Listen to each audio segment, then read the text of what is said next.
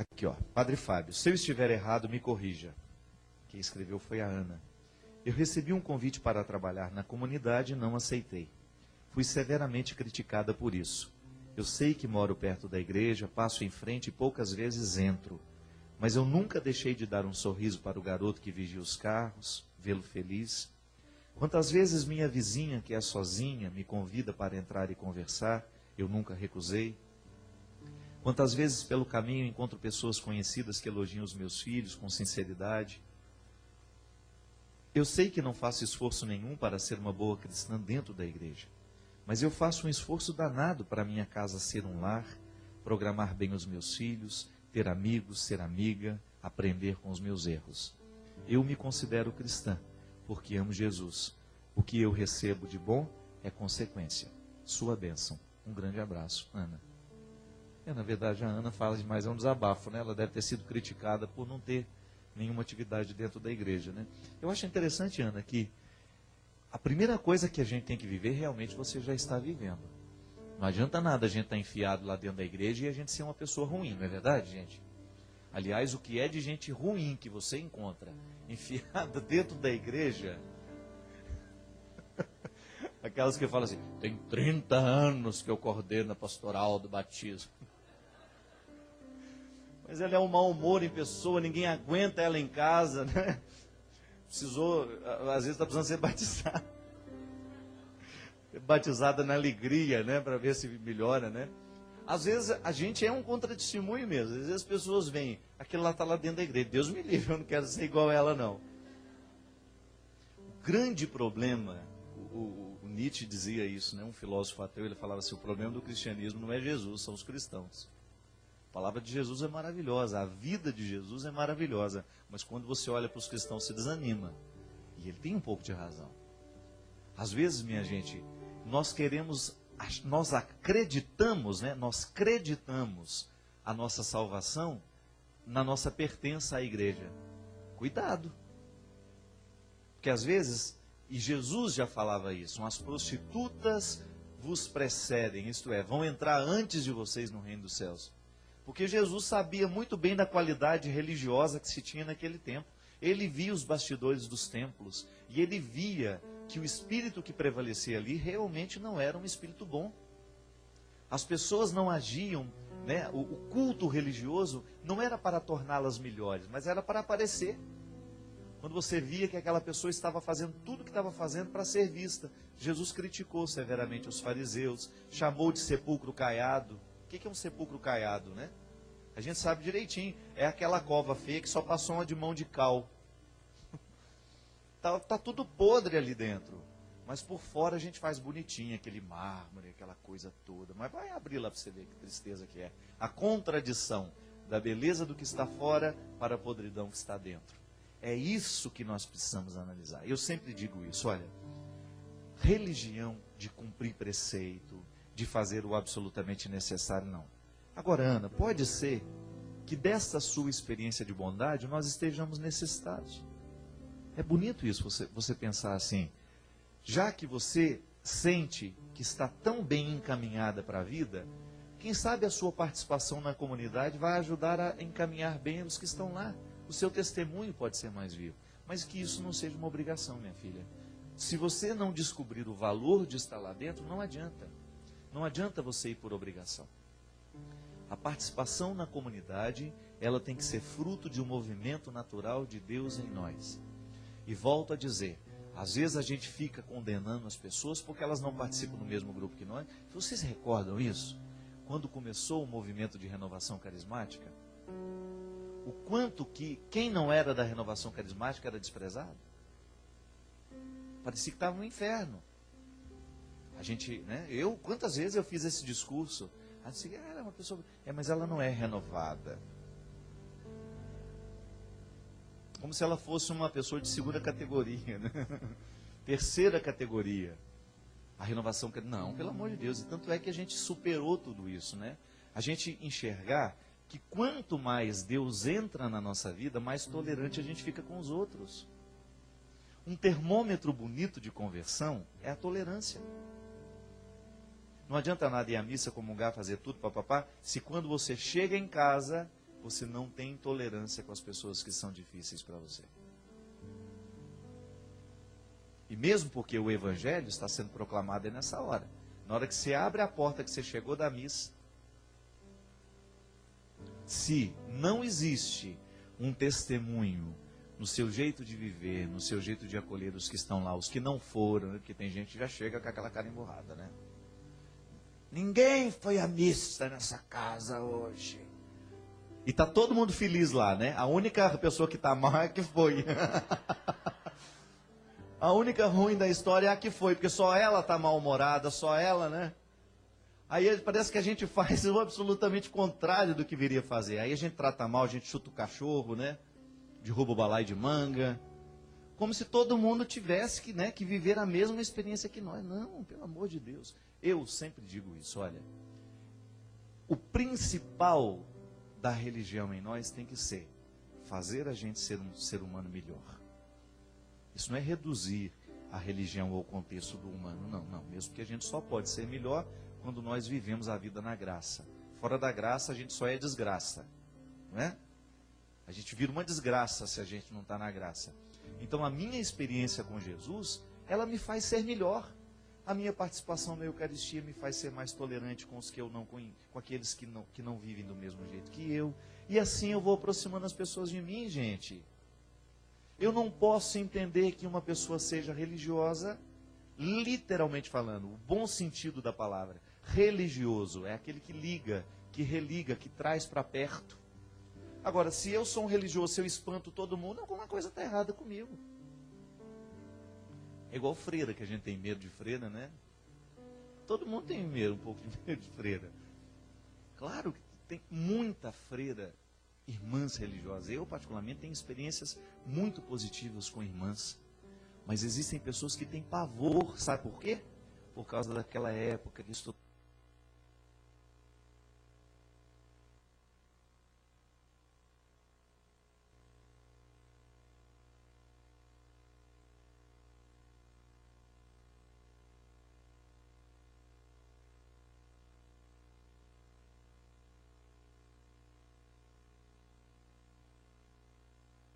Passou um padre pela minha vida que até pouco tempo eu tinha pesadelo com ele.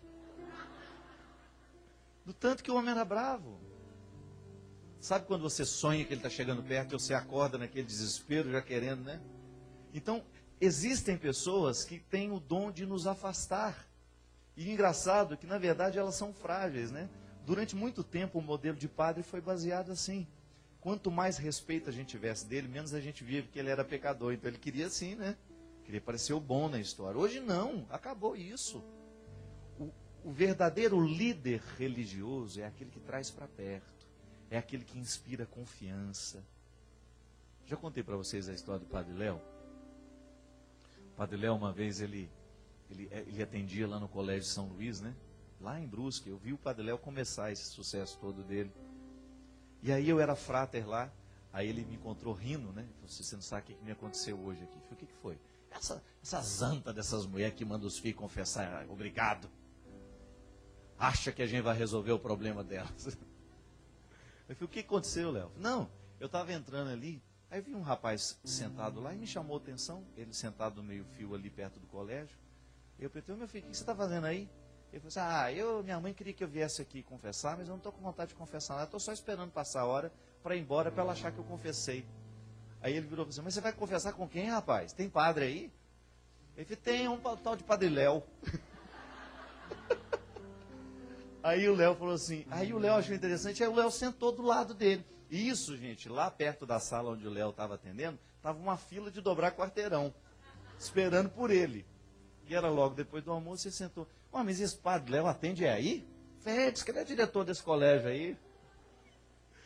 E aí ele falou assim, eu também não gosto desse trem de confessar, né? Eu nunca dei certo com esse trem. Falando pro menino, né, pro rapaz. Acho uma bobageira esse trem de ficar falando um pecado papado.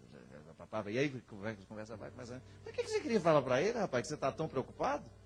Eu queria falar para ele os trem aí. E aí contou tudo que ele queria falar pro pai.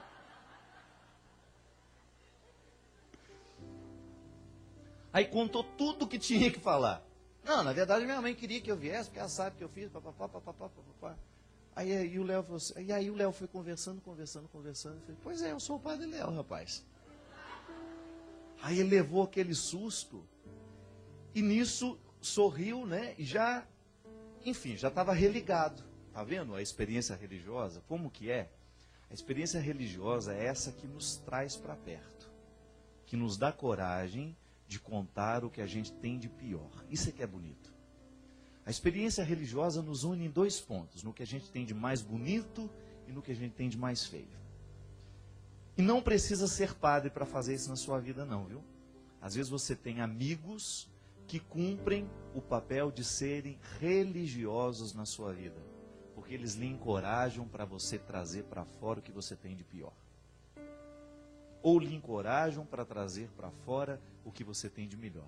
Aquela experiência de quebrar os paradigmas, né? Porque ele poderia muito bem falar, ele poderia passar direto, não. Eu só atendo confissão dentro da minha sala, você vai ter que agendar um horário comigo. Ele nunca mais volta. Nunca mais volta. Agora, se a gente quebra o protocolo para aproximar, isso é uma experiência. É o que Jesus fazia, minha gente. Eu pergunto para vocês, Jesus tinha algum protocolo ao lidar com as pessoas? Não tinha. Liga para a minha secretária, passe um e-mail, que eu vou ver o que eu posso fazer para você. Não. Era a experiência de encontrar. É aquela experiência de você estabelecer o vínculo que pode. E de você fazer o bem que você pode. É bonito você pensar isso. Eu penso isso também. Você descobrir que a sua atitude pode ser religiosa o tempo todo. Aí você descobre que você reza com a sua atitude. Quando você faz questão de oferecer ao outro o que você tem de melhor. Quando você faz questão de dar ao outro a sua melhor parte. Então eu não vivo para fazer fofoca, eu vivo é para congregar. Se a minha palavra não vai fazer diferença, eu não vou falar. Para que eu vou magoar você? Volta a dizer, né? É aquele espírito de porco, né? Tem gente que só faz questão de dar notícia ruim. E vaza, né, depois, né? E fica bravo se alguém deu a notícia ruim antes dela. Como é que você já sabe? A nossa experiência não precisa... É isso que eu estou falando. A participação na comunidade é importante por causa da vida sacramental. Ponto. Da vida sacramental nasce a vida fraterna. Então eu gosto de estar na minha comunidade porque eu me encontro com as pessoas, eu estabeleço vínculos, eu descubro a necessidade de um e outro, aí faço aquilo que nós falamos no primeiro bloco. De repente eu descubro que tem uma família necessitada de ajuda financeira. As aparências enganam, gente. Quanta gente às vezes está necessitando de um dinheiro para uma consulta e não tem? Quantas pessoas estão necessitadas às vezes de uma caixa de remédio e não tem coragem de pedir? A crise, ela está em todo lugar. E aí entra o desdobramento da vida na comunidade, que é a minha sensibilidade em perceber as pessoas, em tratá-las bem, em acolhê-las, em ser amigo delas. Isso é cristianismo. Veja bem que no antigo, lá no Ato dos Apóstolos, qual é a palavra que deve identificar a comunidade? É a comunhão. Tanto é que, olha, os cristãos eram vistos, e o que eles falavam? Vede como se amam. Esse é o termômetro. A nossa religião, ela está provocando frutos em nós, à medida em que nós estamos demonstrando que nós amamos. Se não, é conversa fiada. É conversa para boi dormir. É rito que não tem poder de mudar a vida de ninguém. Nós não podemos fazer uma experiência assim. Não posso estar dentro da igreja, mas se a igreja não está dentro de mim, não vai acontecer nada na minha vida. Senão o reino não acontece. Meu avião cai, as coisas caem, eu vou para o chão, mas nada é transformado dentro de mim. A gente não falava no início do programa que no momento da queda nós descobrimos um jeito novo de renascer, de levantar, de recomeçar? Pronto, é disso que nós estamos falando. A minha experiência dentro da igreja, ela me fortalece no momento da minha queda. A minha vida nos sacramentos me fortalece para me erguer destas inúmeras quedas que vão acontecendo ao longo da minha história, ao longo da minha vida. E isso é o bonito, né? quando a gente descobre que dentro de mim há ainda um espaço a ser descoberto. O meu cristianismo ainda não está totalmente revelado. E há algumas áreas da minha vida em que eu ainda estou no Antigo Testamento. Eu ainda preciso conhecer Jesus. Porque às vezes nós já conhecemos Jesus em diversas áreas da nossa vida, nós já conhecemos Jesus. Mas talvez Jesus ainda não tenha entrado em algumas áreas do nosso coração, é porque a gente ainda não apresentou o nosso coração a Ele. Não, Jesus, eu quero ser cristão, mas eu não quero que você mexa no meu dinheiro. Eu não quero repartir isso com ninguém. Então eu sou cristão até aqui. Ah, Jesus, tá bom, eu quero ser seu seguidor, mas eu quero continuar fazendo a minha fofoca, Jesus. Eu não consigo ficar, não. O que eu vou conversar com a Marlene depois do almoço? Então, a gente apresenta o coração de Jesus, mas a gente não apresenta ele todo. Aí é só você pensar. Quais são as partes do seu coração que ainda não foram apresentadas a Jesus? Ou quais foram as quedas que você levou na vida e que você ainda não foi capaz de descobrir o que aquilo poderia te ensinar? Ou às vezes até descobrir que está deitado lá até hoje, né? É como se o Luiz Augusto, ao saber sobrevivente, né, o saber-se sobrevivente do acidente, ele decidisse ficar no meio dos escombros. Quantos de nós, o avião cai, a gente sobreviveu, mas a gente fica no meio dos escombros? Ou não é raro isso acontecer, não? Quantas vezes você descobre que você está no meio de escombros, porque você ainda não teve coragem de assumir que você sobreviveu? Preferiu ficar meio morto. Preferiu fazer a experiência de não ir adiante. Fica lá, precisando de ajuda o tempo todo, sendo vítima o tempo todo. Alguém tem que levar as coisas para você, porque você está no meio dos escombros, não tem coragem de sair. Não, pelo amor de Deus. Depois da tragédia é hora de recolher o que sobrou. Depois do acidente é hora de recomeçar a vida. Se nós sobrevivemos, se nós estamos na experiência favorável de poder continuar, não percamos tempo. Fazer o reino de Deus acontecer é isso, é você tomar a atitude certa para que a vida prossiga. Não temos o direito de ficar parado. Não temos o direito de ficar lamentando, meu avião caiu, e agora? E olha para um lado, e olha para o outro. E olha para um lado, e olha para o outro. Estado de vítima é isso, né? Aliás, eu quero agradecer. Nós com aquela estratégia de comprar. Lembra que eu falava isso? Nós precisamos começar a comprar os nossos livros nas grandes redes de livraria do país. Lembra que eu falava? Viram o resultado na semana passada? 2 livros na lista dos mais vendidos da Veja. 1 da Canção Nova. Vitória de vocês. Fiquei feliz demais, porque o Quem Me Roubou de Mim entrou na semana passada, se manteve nessa semana, e se a gente continuar fazendo essa experiência, a gente vai fazer essas livrarias ter os nossos produtos lá, que antes eles não queriam ter. Bom, mas agora na hora que apareceu na lista da Veja, né? Então fica com o reconhecimento. E naquele livro, Quem Me Roubou de Mim, eu falo do espírito de vítima.